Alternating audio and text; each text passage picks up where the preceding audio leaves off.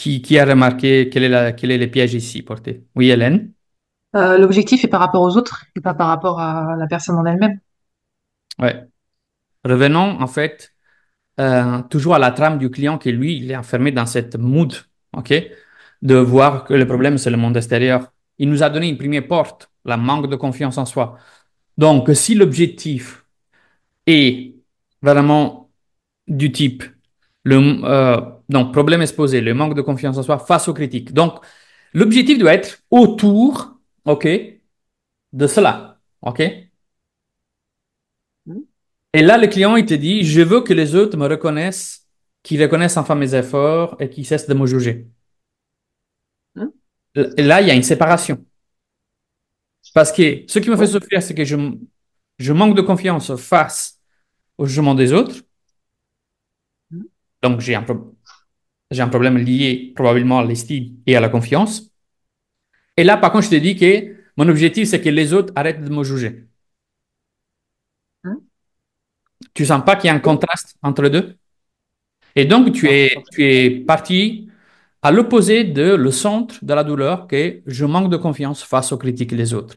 Donc, le problème doit, pour toi, espère, être comme une sonnette d'alarme. Plus je m'écarte donc, de ce monde intérieur en lien avec l'estime ou la confiance face à le jugement des autres, plus en fait, j'arrive en fait à m'écarter du désir profond de la réalisation, donc du besoin prioritaire d'urgence du client. OK. Alors, je vous donne en fait une route dans laquelle ça va vous simplifier la vie. OK. Ici, la technique à mettre, c'est la technique de l'effet contraste.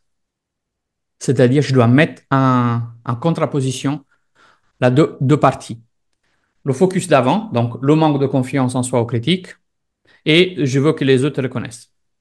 OK? Donc, on doit créer un effet contraste entre les deux, afin que lui puisse dire quelle connerie je raconte ou attends, je me recentre. OK? Et donc, pour faire un effet contraste entre les deux, imaginons que les clients ils disent, voilà, je veux que les autres reconnaissent enfin mes efforts et cessent de me juger.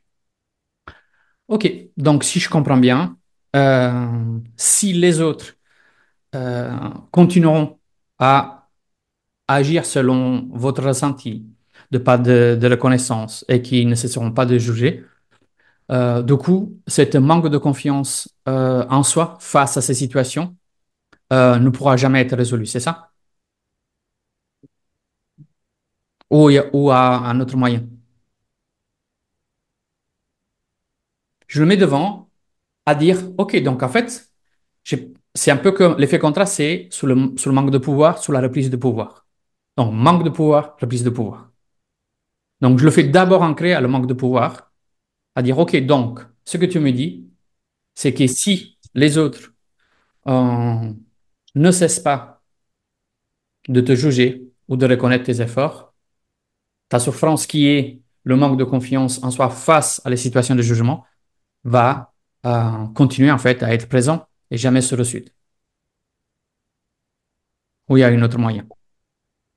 Donc, ça, c'est une première stratégie que je vous ai partagée. Autrement, pardon, vous pouvez aussi porter une autre formulation du type, OK, donc, j'entends en fait que maintenant, donc, on est sur une double voie. Si les autres font, tu obtiens. Si les autres font pas, tu n'obtiens pas. Si par contre, tu pourrais, indépendamment des autres, si tu reviens sur ce que tu m'as dit, le manque de confiance en soi face à ces situations jugeantes. Par rapport à cette situation, indépendamment des autres, qu'est-ce que tu aimerais bien vivre à la place? Même si les autres continuent à faire ça, comment pourrais-tu ou qu'est-ce que tu aimerais bien avoir dans ta vie pour que tu puisses te sentir mieux dans ces situations? Et là, peut-être que la personne va être recentrée comme ça sur le manque de confiance en soi aux critiques. En fait, les deux stratégies visent à faire un ancrage sur cette partie-là. C'est OK pour vous? Yes, top, merci. Parce que je savais jamais trop comment.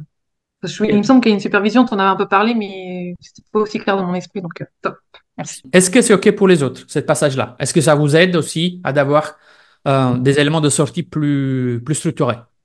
Si jamais quelqu'un y repart vraiment dans ces patterns-là.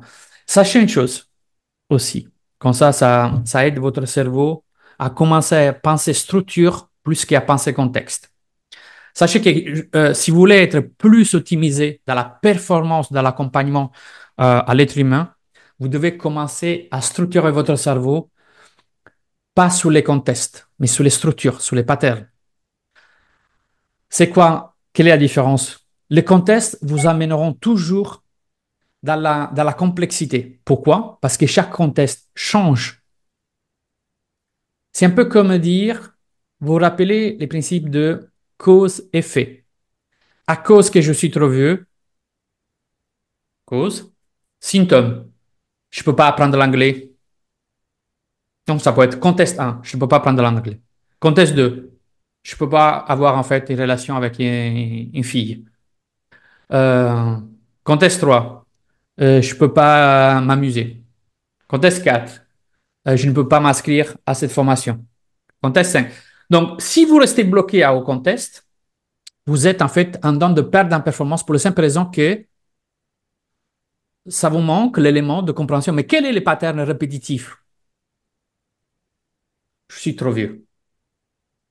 Donc ici, c'est la même chose. Cette pattern-là que vous voyez ici, dans cette structure-là, n'est pas l'effet, le boulot, la compétence. Non, le pattern est le monde extérieur. OK? À chaque fois que vous vous retrouvez dans une situation dans laquelle le client vous porteront, en fait, dans laquelle il y a une déresponsabilisation, OK? Ça, c'est le pattern. C'est le monde est contre moi. OK? Et je ne suis pas heureux à cause du monde. Moi, c'est clean. Tu vois? Donc ça, c'est un pattern qui il pourra vous porter des contextes variés